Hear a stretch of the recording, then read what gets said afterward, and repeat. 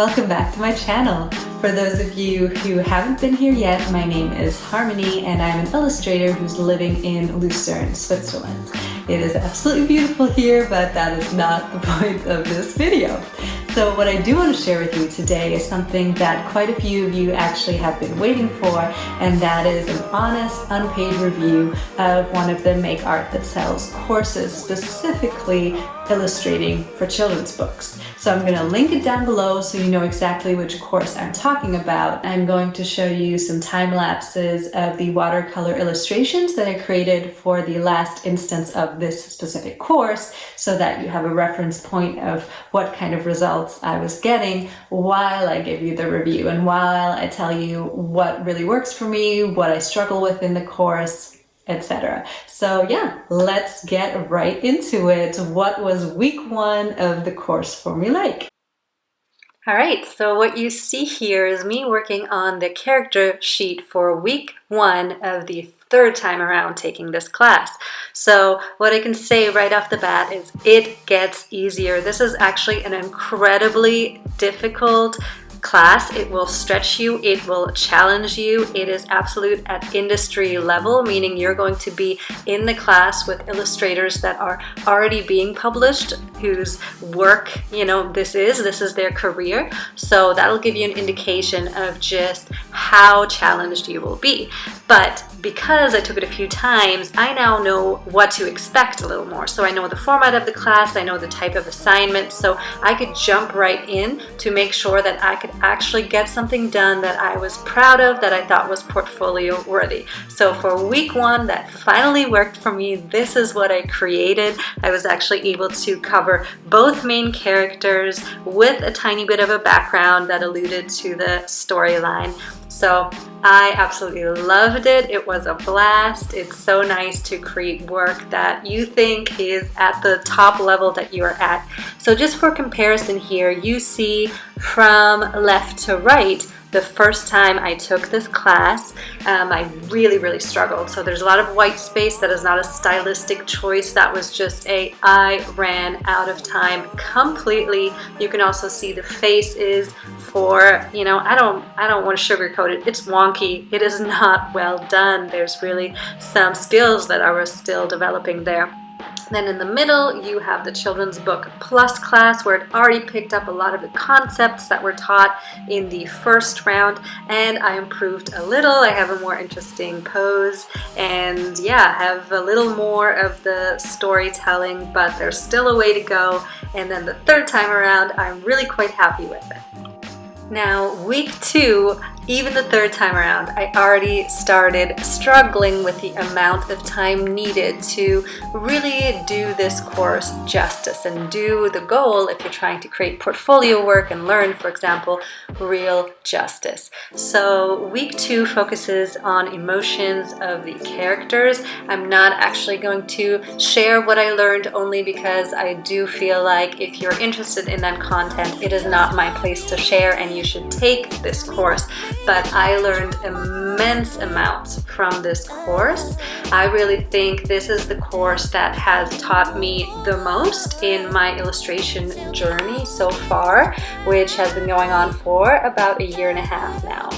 So I absolutely recommend it. I will just reiterate that it is a really difficult course, so you may struggle with comparing yourself. I certainly did. So I'd say 95% of the time I was soaking up the information. I was enthralled. I was encouraged. I really enjoyed the tone of the class. So there's a private Facebook group, and there are Facebook Lives where Lilla Rogers and Zoe Tucker do a live review of many of the students' illustrations of the homework assignment for the week. And the 10% that was just sometimes difficult in my experience was that I know not every student had this, but it was my wish that my artwork would be good enough, quote unquote, to be reviewed. So for some reason, I really saw this as a goal and something that I had aspired to. and I thought I kept improving course over course. One day the time would come. But I have been in the course 3 times so far, and my work has not received a direct review from Lilla or Zoe, and that is something that they tell you in advance can happen. So the class is pretty gigantic. So yes, you may receive personal feedback on your artwork from the instructors, but you may very well also not. And very fortunately, the classroom environment is so supportive that your peers will give you feedback. So it's not like you're not going to get feedback, but for some reason, I really had this goal that unfortunately I didn't reach, and it was emotional. I think I cried in every one of these classes because I put my heart and soul into it, and then it's just this momentary disappointment and feeling of honestly failure. But then, a few hours later or the next day, I, get off the ground, so to say, and just continue, because I know in the grand scheme of things that is not my only goal or my biggest goal, and it doesn't mean my artwork is bad. So there's still so much that I can learn regardless. So I'm just telling you this because you put in, like me, I put in about 20 hours a week or so, and I think it's recommended that you even put in more. And I know that for many of you, your heart is going to be in it just like mine. This is going to be a major goal for you, and you might experience the same kind of emotional roller coaster that I did, where you are absolutely inspired and encouraged, and then in the next moment you feel just kind of heartbroken. I think it's human, it's fine, but definitely the vibe is an incredibly positive, uplifting one. So you may have your little moments, but the group kind of pulls you back up, and you learn to pull yourself up, because I think the publishing industry is one where you have to get used to rejection. So I'm working right here on the components for the double page spread. That is something that comes later in the course, and it's something that has been very challenging for me to learn how to build an environment and really tell a story, because only quote unquote working on painting is one thing, but there are so many additional skills that you need to have if you want to work on picture book illustration. So yeah, this course has really stretched me, and I have learned so much. I have learned about the content of a portfolio. I have learned many components of what makes a good illustration. I've learned how to pitch a publisher.